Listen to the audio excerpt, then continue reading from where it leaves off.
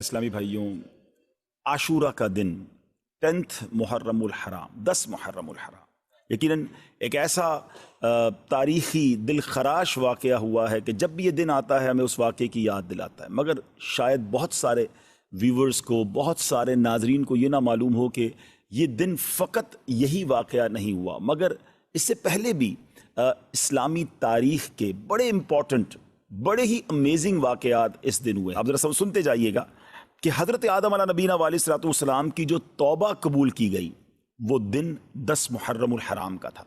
हज़रत आदम की जो पैदाइश हुई, द बर्थ डे ऑफ सैयदना आदम अलैहिस्सलातु वस्सलाम, वो भी 10 मुहर्रम।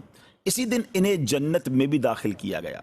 इसी दिन अर्श, कुर्सी, आसमान, ज़मीन, सूरज, चांद, सितारे और जन्नत को पैदा किया गया। आप सोचिए कि बेसिक्स ऑफ द वर्ल्ड जो हैं वो 10 मुहर्रम वाले दिन पैदा किए गए। सैयदना इब्राहीम अलैहिस्सलाम खलीलुल्लाह हैं, आपका जो बर्थ डे है, आपकी भी जो पैदाइश का दिन है वो भी 10 मुहर्रमुल हराम है। फिर इसी तरह इसी दिन हज़रत इब्राहीम अलैहिस्सलाम को जो आग से निजात मिली थी, जो आग गुलजार बनी थी, वो भी 10 मुहर्रम का दिन था। यही वो दिन था जब हज़रत मूसा अला नबीना अलैहिस्सलाम और आपकी उम्मत को निजात मिली और फ़िरऔन अपनी कौम समेत गर्क हुआ। हज़रत सैयदना ईसा रूहुल्लाह अला नबीना अलैहिस्सलाम की जो पैदाइश है वो भी 10 मुहर्रमुल हराम को हुई। जो हज़रत ईसा अलैहिस्सलाम को आसमानों पर उठाया गया, नाजरीन, that was also the day of आशूरा, वो भी दिन 10 मुहर्रमुल हराम का था। हज़रत नूह अलैहिस्सलाम के ज़माने के तूफ़ान को कौन नहीं जानता, मगर उस तूफ़ान से जो फारिग होने के बाद उनकी कश्ती कोहे जूदी पर ठहरी थी, वो दिन भी 10 मुहर्रमुल हराम का था। हज़रत सुलेमान अलैहिस्सलाम की बादशाहत पूरी दुनिया में मशहूर है, मगर जो ये बादशाहत, ये मुल्क अजीम आपको जो अता किया गया, वो दिन भी 10 मुहर्रमुल हराम था। हज़रत यूनुस अलैहिस्सलाम का वाक़या, जो मछली के पेट में आप गए, कितना मुश्किल वक्त आपने गुजारा, मगर जो मछली के पेट से निकलने वाला दिन था, यानी उस मुसीबत से नजात का जो दिन था, वो दिन भी 10 मुहर्रमुल हराम ही का था। हज़रत याकूब अलैहिस्सलाम की बीनाई का जो ज़ोफ़ दूर हुआ, पुरानी वाक़या है कि आपकी बीनाई में जो कमज़ोरी थी वो जो दूर हुई, वो दिन भी 10 मुहर्रमुल हराम का था। हज़रत यूसुफ अलैहिस्सलाम की हिस्ट्री जिन्होंने पढ़ी है उन्हें मालूम है कि आपको गहरे कुएं में डाल दिया गया था, मगर उस गहरे कुएं से जो निकाला गया वो दिन भी 10 मुहर्रमुल हराम का था। हज़रत अय्यूब अलैहिस्सलाम के सब्र को, आपकी तकलीफ़ को, आपकी बीमारी को आप जानते होंगे, आपने पढ़ा होगा कि उनके साथ कितनी प्रॉब्लम्स थी, मगर उस तकलीफ़ को जो दूर किया गया वो दिन भी 10 मुहर्रमुल हराम था। नाज़रीन, बारिश दुनिया में जो सबसे पहली नाजिल हुई वो दिन भी 10 मुहर्रमुल हराम का था। ये भी याद रहे कि इस 10 मुहर्रमुल हराम का रोज़ा पिछली उम्मतों में मशहूर था और यहां तक कहा गया कि इस दिन का रोज़ा माह रमज़ान के रोज़ों से पहले फ़र्ज था, फिर इसे मनसूख कर दिया गया। ये तकरीबन मैंने आपको 24 वाक़यात, इंसिडेंट और इवेंट्स बताए जो इस दिन हुए, और 25वां फिर वो वाक़या इमाम आली मकाम, इमाम अर्श मकाम, इमाम तिश्ना का, इमाम हुसैन रज़ी अल्लाह तआला अन्हु और आपके रुफ़का को भूखा प्यासा रखकर करबला के मैदान में जो शहीद किया गया, वो दिन भी 10 मुहर्रमुल हराम का था। तो इसका मतलब ये हुआ कि अब इस्लामी तारीख़ का तारीख़ी तरीन दिन है, हिस्टोरिकल दिन है, और इस दिन बहुत बड़े बड़े इस्लामी वाक़यात हुए। अगर किसी का जहन हो तो वो सोचे कि इस दिन मैं अल्लाह की रहमत को किस कदर पुकार सकता हूँ, किस कदर इबादत कर सकता हूँ। जो रब हज़रत यूसुफ़ को गहरे कुएँ से निकाल सकता है, जो हज़रत यूनुस को मछली के पेट से निकाल सकता है, जो हज़रत अय्यूब की बीमारी को दूर कर सकता है, जो हज़रत मूसा के लिए आशूरा के दिन फ़िरौन से निजात के लिए दरियाए नील में रास्ते निकाल सकता है, वो रब करीम मेरी मुश्किलों को भी दूर फरमा सकता है, वो रब करीम मेरे लिए भी रहमत के दरवाजे खोल सकता है। तो ये दिन हमने इबादत में, रब को पुकारने में, उसकी बारगाह में इल्तिजा करने में गुजारना है, और उसकी बारगाह में इसी तरह इल्तिजाएं करनी हैं, तो इंशाअल्लाह ज़रूर करम होगा। अब आइए चलते हैं नाजरीन, हज़रत ईसा अलैहिस्सलाम को आसमानों की तरफ उठाया गया, वो भी ये दिन था, और हज़रत मूसा अलैहिस्सलाम को जो फ़िरौनियों से निजात मिली, वो भी आज का दिन था। अब नाजरीन हम चलते हैं ये वाक़या। इससे पहले मैं चाहूँगा कि जिनके साथ ये वाक़या पेश आया उनका मकाम क्या था, उनका मर्तबा क्या था, उनका स्टेटस क्या था। कोई ऑर्डिनरी, कोई नॉर्मल पर्सनैलिटी नहीं है। यकीनन सहाबा इकराम सभी हमारे सरों के ताज हैं, मगर इमाम हुसैन آپ تو نبی پاک کی گویا جگر کا ٹکڑا ہیں، اور پیارے آقا علیہ الصلوۃ والسلام کی ایسی ایسی احادیث ہیں کہ ہم سنیں تو ایمان تازہ ہو جاتا ہے اور اہل بیت کی محبت دل میں اور بڑھ جاتی ہے۔ سید الشہداء سیدنا امام حسین رضی اللہ تعالیٰ عنہ کی ولادت جو ہے وہ 5 شعبان سن 4 ہجری کو مدینہ منورہ میں ہوئی۔ آپ علیہ الصلوۃ والسلام نے آپ کا نام حسین اور شبیر رکھا، آپ کی کنیت ابو عبداللہ اور لقب سبط رسول اللہ، یعنی سبت کہتے ہیں درخت کو، اور جس کی بہت ساری شاخیں ہوں۔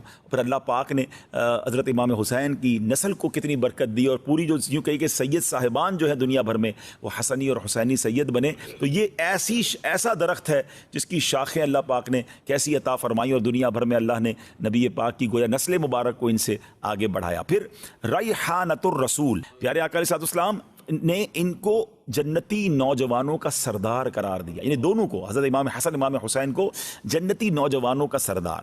پیارے آقا علیہ السلام ایک اور حدیث پاک میں ارشاد فرمایا، ان ابن عباس من احبہما فقط احبنی ومن ابغضہما فقط ابغضنی، جس نے ان دونوں یعنی امام حسن اور امام حسین رضی اللہ عنہما سے محبت کی، پیارے آقا فرماتے اس نے مجھ سے محبت کی، اور جس نے ان سے عداوت کی، ان سے دشمنی کی، وہ ایسا جیسا اس نے مجھ سے دشمنی کی۔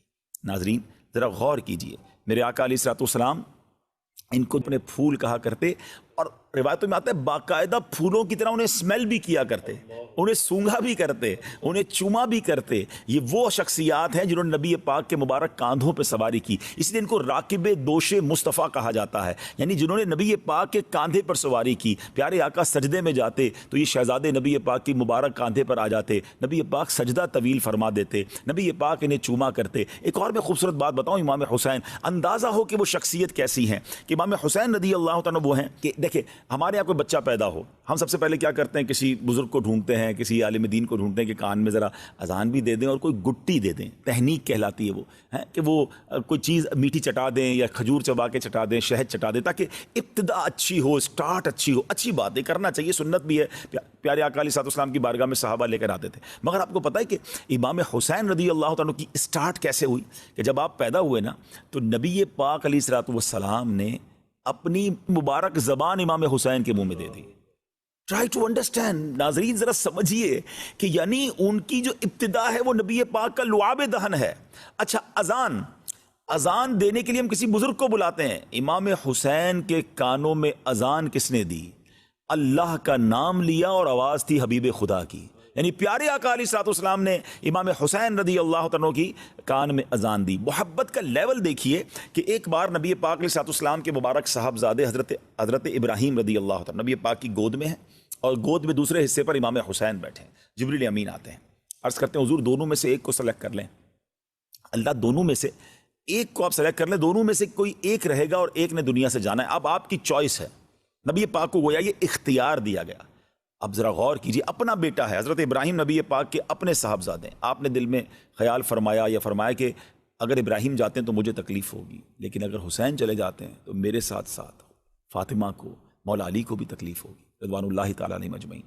نبی پاک نے امام حسین کو گویا سلیکٹ کیا۔ کچھ دنوں کے بعد حضرت ابراہیم جو نبی پاک کے اپنے صاحبزادے ہیں رضی اللہ تعالیٰ عنہ، ان کا وصال ہو گیا، اور پیارے آقا علیہ السلام امام حسین کو دیکھ کر کہا کرتے تھے یہ میرا وہ بیٹا ہے کہ جس کے لیے میں نے اپنا بیٹا قربان کیا ہے۔ اللہ اکبر، ذرا سوچئے، میرے آقا کی ایسی والہانہ محبت ہو تو پھر ہم کیوں نہ اس گھرانے سے محبت کریں، ہم کیوں نہ اپنا سب کچھ امام حسین اور ان کی آل پر قربان کر دیں۔ یہ کیسا گھرانہ ہے۔ اعلیٰ حضرت امام اہل سنت سے پوچھئے نا، آپ کہتے ہیں کیا بات رضا اس چمنستان کرم کی، فرماتے ایسا کرم کا چمنستان ہے، ایسا کرم کا باغ ہے، کیا بات رضا اس چمنستان کرم کی، زہرا ہے کلی جس میں حسین اور حسن پسند۔ کیا بات رضا اس چمنستان کرم کی، کیا بات رضا اس چمنستان کرم کی، کیا بات رضا اس چمنستان کرم کی، زہرا ہے کلی جس میں حسین اور حسن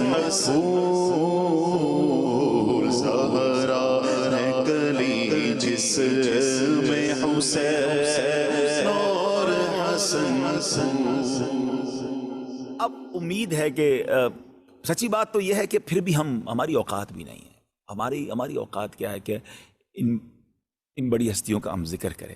نہ ہمارے پاس الفاظ ہیں، نہ ہم ان کی شان بیان کر سکتے ہیں. ہم تو صرف یہ دامن پھیلائے آج پروگرام کے لیے آ گئے ہیں کہ ان کا ذکر کریں گے، اچھوں کا ذکر کریں گے، بڑوں کا ذکر کریں گے، سرکاروں کا ذکر کریں گے تو ہماری جھولیاں بھی بھر دی جائیں گی. اعلیٰ حضرت کہتے ہیں نا کہ کیسے آقاؤں کا بندہ ہوں رضا، بول بالے میری سرکاروں کے. اللہ ان کے صدقے ہماری مغفرت فرما دے. ہم قابل بھی نہیں ہیں. ہم شہدائے کربلا کا، امام حسین کا، گھرانہ مصطفیٰ کا ہم کیا ذکر کریں؟ بس ہم تو خیرات لینے آئے ہیں کہ ان کا ذکر کریں گے تو ہماری جھولیاں بھر دی جائیں گی. تو اب امام حسین رضی اللہ تعالیٰ عنہ کے بچپن، ابھی جب آپ کی ولادت ہوئی ہے نا، تو حضرت ام الفضل فرماتی ہیں کہ ایک روز میں نبی پاک علیہ الصلوۃ والسلام کی خدمت میں حاضر ہوئی. میں نے دیکھا کہ امام حسین نبی پاک علیہ الصلوۃ والسلام کی گود میں ہیں، اور میں کیا دیکھتی ہوں کہ پیارے آقا کی چشمان کرم سے آنسوؤں کی جھڑی لگی ہوئی ہے. ام الفضل کہتی ہیں کہ حضور، میرے ماں باپ آپ پر قربان، حضور یہ حالت کیوں ہے، کیا وجہ ہے؟ تو نبی پاک علیہ الصلوۃ والسلام نے فرمایا کہ ابھی جبریل امین میرے پاس آئے، انہوں نے خبر فرمائی کہ میری امت اس فرزند کو قتل کرے گی. میں نے کہا کیا اس کو، یعنی امام حسین کو؟ فرمایا ہاں، اور میرے پاس اس کے مقتل کی سرخ مٹی بھی لائے. یعنی جبریل امین نے یہ خبر امام حسین کے بچپن میں ہی دے دی کہ یہ شہید بھی ہوں گے، اور جس مقام پر شہید ہوں گے اس کی مٹی بھی پیارے آقا کو دکھائی گئی. ایک اور روایت سنیے. ابو نعیم نے نجی حضرمی سے روایت کی کہ وہ سفر صفین میں حضرت مولا علی شیر خدا کرم اللہ تعالی وجہ الکریم، جو حضرت امام حسین کے والد محترم ہیں، کہتے ہیں ہم ان کے ساتھ تھے. جب نینوا کے قریب پہنچے جہاں حضرت یونس علیہ السلام کا مزار اقدس ہے، تو مولا علی کرم اللہ تعالی وجہ الکریم نے ندا کی کہ اے ابو عبداللہ، فرات کے کنارے ٹھہرو. میں نے عرض کی کس لیے؟ فرمایا نبی کریم علیہ السلام نے فرمایا کہ جبریل امین نے مجھے خبر دی ہے کہ امام حسین رضی اللہ تعالیٰ عنہ فرات کے کنارے شہید کیے جائیں گے، اور مجھے وہاں کی ایک مشت مٹی بھی دکھائی. اسی طرح مولا علی کے ہمراہ ایک اور بزرگ کہتے ہیں کہ ہم ساتھ تھے، تو امام حسین رضی اللہ تعالیٰ کی جہاں آج قبر منور ہے اس کے مقام پر پہنچے. مولا علی نے پہلے ہی بیان کر دیا کہ یہاں ان کے اونٹ بندھیں گے، یہاں شہداء کے اونٹ بندھیں گے، یہاں ان کے کجاوے رکھے جائیں گے، یہاں ان کے خون بہیں گے، اور جوانان آل محمد صلی اللہ علیہ وسلم اس میدان میں شہید ہوں گے، آسمان و زمین ان پر روئیں گے. میرے پیارے اسلام بھائیو، یہاں چلے میں پہلے تو ذرا یہ بتاؤں کہ فرات نہر ہے بڑی زبردست، آج بھی جو کربلا جاتے ہیں ان کو پتہ ہے، مگر فرات کا کنارہ تھا، مگر ان ظالموں نے پانی نہ پینے دیا، اور پیاسا ہی ان کو دنیا سے جانا پڑا. وہ مولانا حسن رضا خان صاحب کا شعر ہے نا کہ آپ فرماتے ہیں کہ اے فرات تو خاک میں مل جا، تجھے اہل بیت کے نوجوانوں کی سوکھی زبانیں نظر نہ آئیں. خشک ہو جا خاک ہو گئے، خاک میں مل جا پورا، خشک ہو جا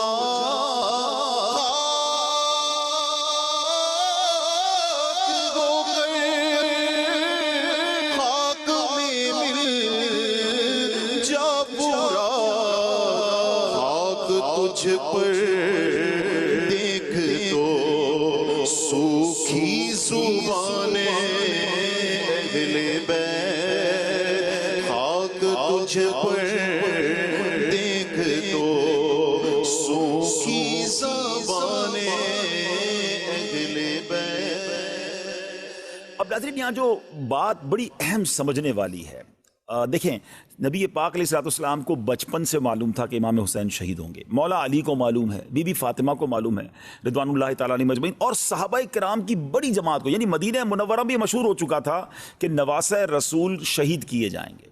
اب بڑا ریلیونٹ کوسچن ہے، بڑا اہم سوال ہے کہ جناب نبی پاک علیہ السلام تو وہ ہیں جو اشارہ کریں تو چاند دو ٹکڑے ہو جاتا ہے، آپ دعا فرمائیں تو ڈوبا سورج پلٹ آتا ہے. بڑے بڑے مسائل، بڑے بڑے پرابلم لے کر صحابہ آتے اور نبی پاک ہاتھ اٹھاتے، ان کے مسائل حل ہو جاتے. ٹوٹی پنڈلی لے کر آتے، پیارے آقا جوڑ دیتے. نکلی آنکھ لے کر آتے، نبی پاک لگاتے، وہ آنکھ روشن ہو جاتی. وہ آقا علیہ السلام جن کے پاس اتنا اختیار اور محبت کا عالم یہ کہ نبی پاک فرمایا حسین مجھ سے اور میں حسین سے ہوں. تو جب پتا چل گیا کہ ان کو شہید کیا جائے گا، تو ایک بار کبھی نبی پاک نے اللہ کی بارگاہ میں دعا کی یا اللہ میرا نواسا ہے، میں اس سے بڑی محبت کرتا ہوں، اے اللہ وہ مصیبت کربلا کے میدان کی اس سے ٹال دے، رب کریم یہ جو امتحان ہونا ہے میرے حسین پر وہ امتحان نہ آئے۔ اچھا چلے نبی پاک نے دعا نہیں کی، مولا علی کے تو جگر کا ٹکڑا تھے نا، مولا علی نبی پاک کے پاس آ جاتے۔ اچھا ماں تو ماں ہوتی ہے نا، خاتون جنت رضی اللہ تعالی عنہا ہی کبھی نبی پاک کی بارگاہ میں آتی کہ حضور ایک طرف تو آپ حسین سے اتنا پیار کرتے ہیں، حضور میرا بیٹا ہے، آپ دعا کر دیں اللہ کی بارگاہ میں اللہ یہ امتحان ٹال دے۔ آپ سوچئے یہ کیا بات تھی، ایوری بڈی نوز اٹ، سب کو معلوم ہے، مگر کوئی دعا نہیں کر رہا اس امتحان کے ٹلنے کی، کوئی التجا نہیں کر رہا۔ اس کا مطلب پتہ کیا ہوا ناظرین، ہیں کہ سب لوگ اس امتحان کے لیے تیار تھے، وہ امام حسین کی پرورش کر رہے ہیں کہ ہمارا بیٹا بڑا ہو کر اس امتحان سے گزرے، اللہ کی رضا کے لیے اپنا سر کٹائے، شہادت کا مرتبہ حاصل کرے۔ یہ کیسا جذبہ تھا، یہ کیسی ٹریننگ تھی، یہ کیسی رب کی رضا پر راضی رہنا تھا۔ وہ شاعر کہتے ہیں نا، زباں پر شکوے رنج و علم لایا نہیں کرتے، زباں پر شکوے رنج و علم لایا نہیں کرتے، نبی کے نام لیوا غم سے گھبرایا نہیں کرتے۔ آپ سوچئے کہ یہ یعنی اب ہم سب کے لیے میسج کیا ہے۔ میں نے جیسے پروگرام کے شروع میں کہا تھا کہ ہم واقعہ کربلا انشاءاللہ پوری کوشش کریں گے کہ سٹیپ بائی سٹیپ بیان کریں، مگر اپنے لیے بھی تو میسج لینا کہ بچپن سے پتا ہے کہ بیٹا شہید ہوگا، سب راضی ہیں، ہم پر چھوٹا سا امتحان آ جائے، ہم پر چھوٹی سی کوئی پرابلم آ جائے، واویلا، شکوے، شکایات، کمپلین، پتہ نہیں میرے ساتھ کیوں ہو رہا ہے، میرا کیا قصور ہے، مجھ پر یہ آفت کیوں آئی ہے، میں تو یہ بھی کرتا ہوں، میں تو وہ بھی کرتا ہوں، اپنے گناہ یاد نہیں آتے، ایسے موقع پر اپنی نیکیاں یاد آتی ہیں جو پہلے ہی ہماری نیکیاں ناقص ہیں۔ ہم کیوں بھول جاتے ہیں امام حسین کے امتحان کو، کیوں بھول جاتے ہیں حضرت ایوب کے امتحان کو، کیوں بھول جاتے ہیں حضرت موسیٰ کے امتحان کو، حضرت ابراہیم کو تو آگ میں ڈالا گیا، اللہ کے نبی ہیں، یہ تمام واقعات بتا رہے ہیں کہ زباں پر شکوے رنج و علم لایا نہیں کرتے، نبی کے نام لیوا غم سے گھبرایا نہیں کرتے۔ بلکہ امیر اہل سنت نے تو ہمیں ایک اور بہت پیارے انداز میں سمجھایا ہے، خاص طور پہ مبلغین کو، جو لوگ دین کا کام کرتے ہیں اور جب تھوڑا سا کام کرتے ہیں کوئی ساتھ نہیں دیتا، دل توڑ بیٹھ جاتے ہیں، یار بھائی نیکی کا زمانہ نہیں ہے، میں تو چلا تھا مسجد بنانے، میں تو چلا تھا لوگوں کو نیکی کا کام کرنے، میرا ساتھ ہی کسی نے نہیں دیا، میرا دل توڑ دیا، میں تو نہیں کروں گا کام۔ نہیں جناب، یہ شروع میں مشکلیں آتی ہیں۔ امیر علیہ السلام فرماتے پیارے مبلغ، معمولی سی مشکل پہ تو گھبراتا ہے، پیارے مبلغ معمولی سی مشکل پہ تو گھبراتا ہے، دیکھ حسین نے دین کی خاطر سارا گھر قربان کیا۔ تو سمجھے نا کہ یہ قربانیاں دے کر دین پھیلا ہے، تو ہمارے ساتھ بھی پرابلمز آئیں گے۔ بہت خوبصورت جملہ ہم نے اپنے نگران شورا سے سنا ہے، وہ فرماتے ہیں کہ زندگی کی گاڑی مسائل کے پہیوں پہ چلتی ہے، مسائل آئیں گے، پرابلمز آئیں گی، یہ ہمیں ٹیسٹ کیا جاتا ہے، یہ ہمارا امتحان لیا جاتا ہے۔ تو کربلا کے اس واقعے سے خاص طور پہ بچپن میں جو نبی پاک کو امام حسین کے بچپن میں معلوم تھا یہ شہید ہوں گے، مگر there is no complain، یہ سبق دے رہا ہے ہم سب کو کہ اگر آ جائے کوئی مشکل، یا اللہ ہم تیری رضا پر راضی ہیں، اے اللہ ہمیں اس مشکل، دعا کرنے میں حرج نہیں ہے، لیکن واویلا نہیں، شکوہ نہیں، کمپلین نہیں، سب لوگوں کو بتانے کا کیا فائدہ ہے؟ مزہ پتہ ہے کیا ہے؟ اچھا ایک جملہ آپ نے سنا ہوگا، صبر جمیل کرتے نا، اللہ آپ کو صبر جمیل عطا فرمائے، صبر جمیل پر اجر عظیم عطا فرمائے۔ کبھی کسی کو پوچھ لے حضرت صبر جمیل کا معنی کیا ہے؟